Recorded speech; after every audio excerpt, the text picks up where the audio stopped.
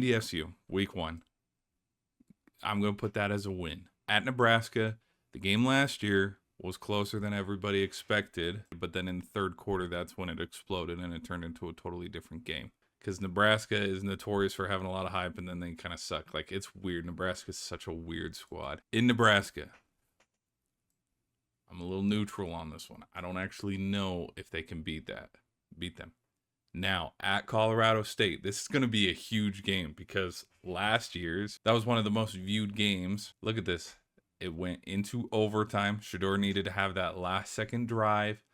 Now, here's the thing. And here's how I know it was one of the most viewed games. Look at this. If you go to ESPN's website, ESPN, you go to videos, go to popular. Look at this, dude. It's the number 2. The views on this, the media behind it was off the charts. Because of how close that game was, I'm saying a loss. Okay?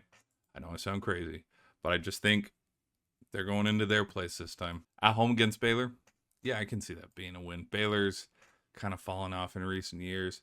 At UCF, yes, I can see that being a win. At home against Kansas State, I don't know about that. Kansas State was pretty good last year. May we remind, they went 9-4. They did win their bowl game, so that's nothing to sleep on. This one I'm going to put at a neutral. Neutral. At Arizona, it's a loss, man.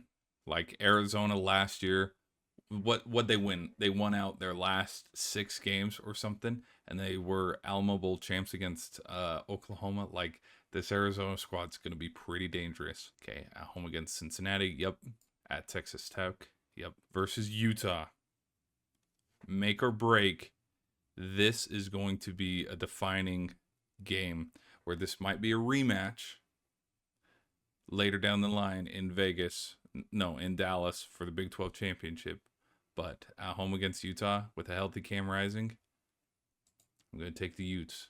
The Utes ruled the Pac-12. Last year was a little different because Rising was injured, but they beat Caleb Williams the year before. They beat Oregon the year before that.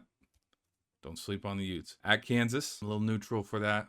Kansas does have a good quarterback. And then against Oklahoma State, last game of the season, going to have to take the Cowboys, man. 5 sure wins. Their toughest games are on the road at Arizona and at Kansas. And then at Colorado, rivalry. I'm circling this Utah game just because I think this could be the defining factor up to that point in the season where do they make a push to try to get to Dallas to play in the Big 12 championship game?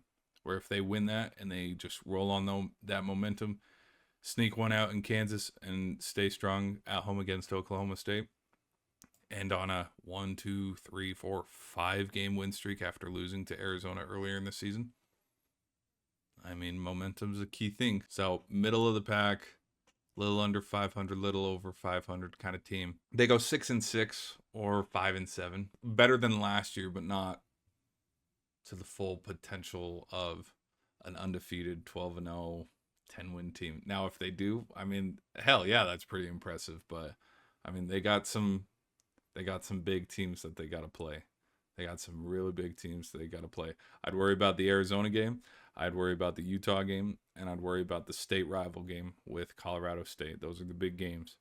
Because they're not running into an Oregon this year or USC or Washington State or Oregon State. Like, there were a lot of really good teams last year in the Pac-12. Like, the Pac-12 was loaded. But it's a new year, new season. So we'll just see. Okay, catch you in the next one.